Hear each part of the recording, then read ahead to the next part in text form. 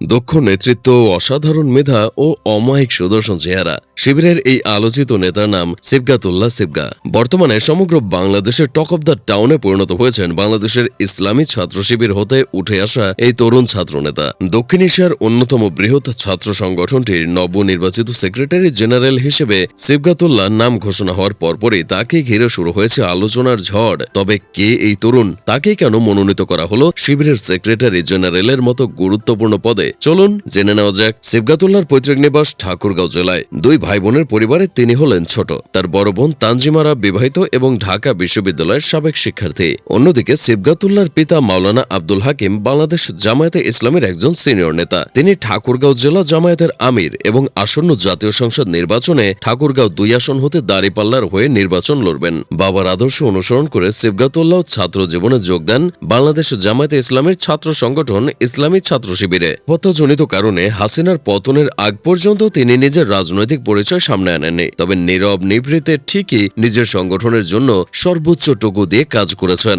ঢাকা বিশ্ববিদ্যালয়ের সমাজবিজ্ঞান বিভাগের এই মেধাবী শিক্ষার্থী 2022-23 সালে বিশ্ববিদ্যালয়টির ছাত্র শিবির সভাপতি হিসেবে দায়িত্ব পালন করেছেন। অথচ তার সহপাঠী থেকে শুরু করে বিশ্ববিদ্যালয়ের কেউই এই বিষয়টি গোনাক্ষরেও টের পায়নি। তাই তো জুলাই গণঅভ্যুত্থানের পর হঠাৎ করে নিজের রাজনৈতিক পরিচয় আত্মপ্রকাশের পরপরই তাকে নিয়ে নেট দুনিয়ায় হইচই পড়ে গিয়েছিল। ঢাকা বিশ্ববিদ্যালয়ের সাবেক শিবির সভাপতি ছাড়াও সিবগাতুল্লাহ সিবগাকে সাংগঠনিক কেন্দ্রীয় সাহিত্য সম্পাদক, কেন্দ্রীয় শিক্ষা ও প্রকাশনা সম্পাদক এবং সর্বশেষ কেন্দ্রীয় দপ্তর সম্পাদকের পদে দেখা গিয়েছে। সুদর্শন এই ছাত্রনেতা জুলাই গণঅভ্যুত্থানের সময় অসামান্য ভূমিকা পালন করেছেন। আন্দোলনের সময় ঢাকা বিশ্ববিদ্যালয় শাখার শিবির নেতাদের সাথে কেন্দ্রীয় নেতাদের সমন্বয় ও আন্দোলনের রেড ম্যাপ তৈরিতে গুরুত্বপূর্ণ অবদান রেখেছিলেন সিবগাতুল্লাহ। ঢাকা বিশ্ববিদ্যালয়ের তৎকালীন সভাপতি সাদেক কায়েম এবং সেক্রেটারি SM ফরহাদকে নিয়মিত দিক নির্দেশনা দিতেন তিনি। আন্দোলন পরবর্তী সময়েও সাংগঠনিক দায়িত্ব পালনে তিনি দক্ষতা ও নির্ভরযোগ্যতার পরিচয় দিয়েছেন।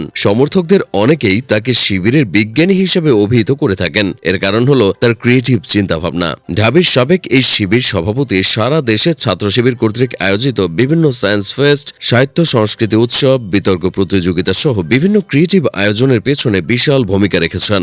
এমনকি জাতিসংঘ থেকে আসা মানবাধিকার কর্মীরাও জুলাই গণঅভ্যুত্থানের বিষয়ে গুরুত্বপূর্ণ তথ্য সংগ্রহের জন্য মিটিং করেছিলেন সিবগাতুল্লাহ সিবগার সাথে। বাংলাদেশ ইসলামী ছাত্র শিবির কর্তৃক আয়োজিত মার্চ ফর গাজা প্রোগ্রামের নিভৃতচারী মাস্টার মাইন্ড ছিলেন সংগঠনটির নবনির্বাচিত এই সাধারণ সম্পাদক। সেই সাথে অনেকেই মনে করেন যে শিবির নেতা সিবগাতুল্লাহ সিবগার উদ্যোগে সরকারি চাকরির আবেদন ফি সহনশীল পর্যায়ে নিয়ে আসতে বাধ্য হয়েছে অন্তর্বর্তীকালীন সরকার। আগে যেখানে সরকারি চাকরির বিভিন্ন পোস্টে আবেদন করতে 700 টাকারও বেশি খরচ হয়ে যেত, সেখানে বর্তমানে মাত্র 200 টাকাতেই সেসব পোস্টে আবেদন করা যাচ্ছে। সেই সাথে দেশের জনগণের শিক্ষার অধিকার নিয়েও তিনি বরাবরই নিজের গলার স্বর উঁচু করেছেন, যার ফলে তরুণ প্রজন্মের মধ্যে তার অন্যরকম গ্রহণযোগ্যতা রয়েছে। সেই সাথে সামাজিক যোগাযোগ মাধ্যমে বেশ জনপ্রিয় এই শিবির নেতা। বর্তমানে তার অফিসিয়াল ফেসবুক আইডির ফলোয়ার সংখ্যা 2,03,000। তার শেয়ার করা প্রতিটি ভিডিওতে লক্ষ লক্ষ ভিউ হয়। দক্ষতা, মেধা ও স্মার্টনেসের এক অপরূপ কম্বিনেশন সিবগাতুল্লাহ সিবগা যেন